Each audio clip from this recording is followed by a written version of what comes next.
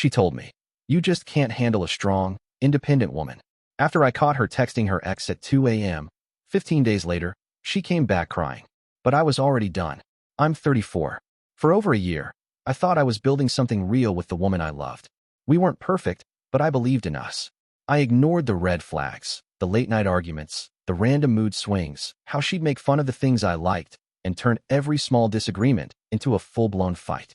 I kept telling myself, maybe she's just strong-willed. I didn't want to give up too easily. But one night changed everything. It was around 2 in the morning. I woke up to use the bathroom and noticed her phone screen lit up on the nightstand. I wasn't trying to snoop, but it caught my eye. The name at the top of the message? Her ex.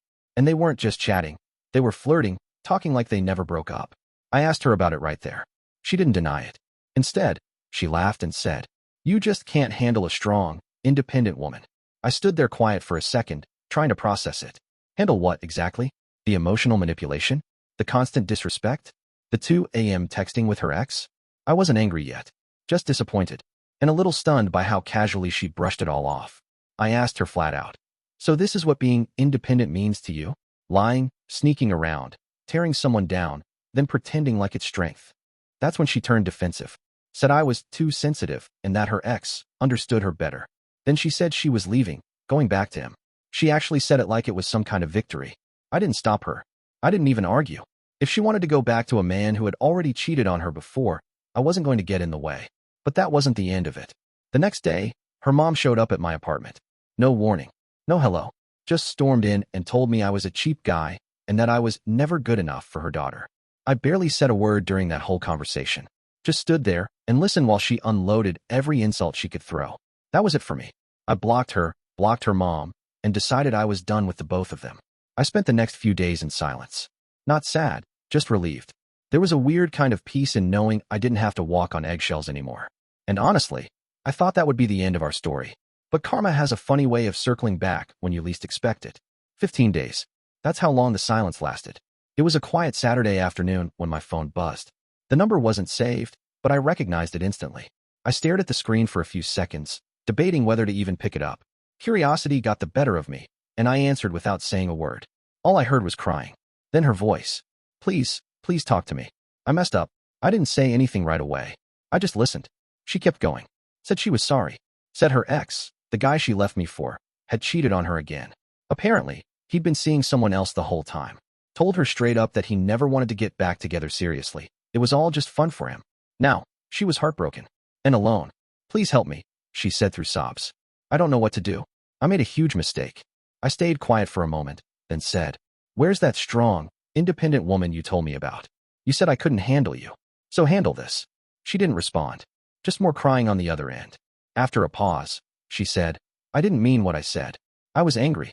You were good to me. I didn't realize it until now." And then, to my disbelief, she showed up at my door 2 hours later. I didn't let her in. We talked outside. She looked exhausted, like she hadn't slept properly in days. Said she'd been crying all week. Told me I was the only person who ever treated her right. I let her speak, but I didn't give her anything. Later that evening, the second knock came. This time it was her mom. Same woman who, just 2 weeks earlier, had called me cheap and not good enough. She looked embarrassed. Said she wanted to apologize. That she was just emotional before and didn't mean what she said. "You're a good man," she said. "My daughter knows that now. She's hurting. Please, if you can find it in your heart, give her another chance.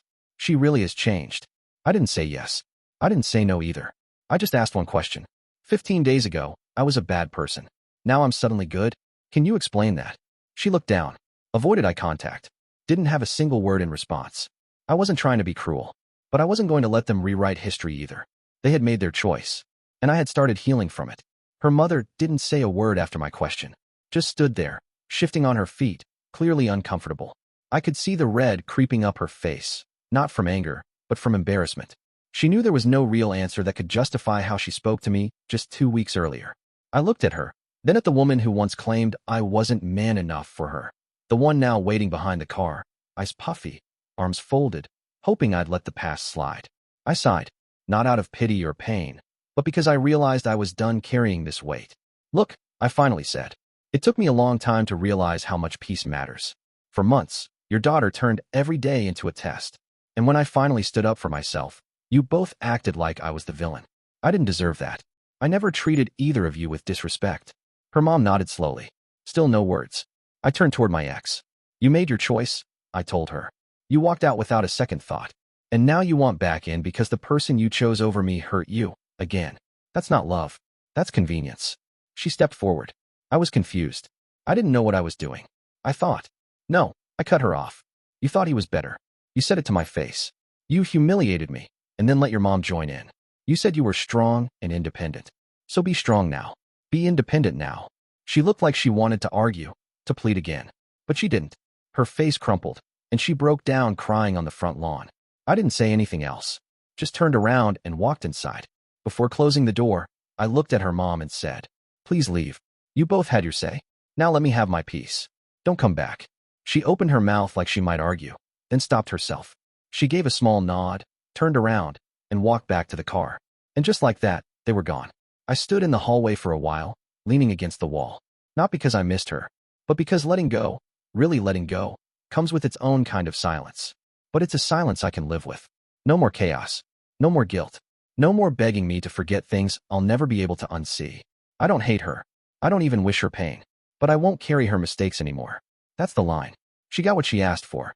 A man strong enough to walk away. And me? I finally chose myself.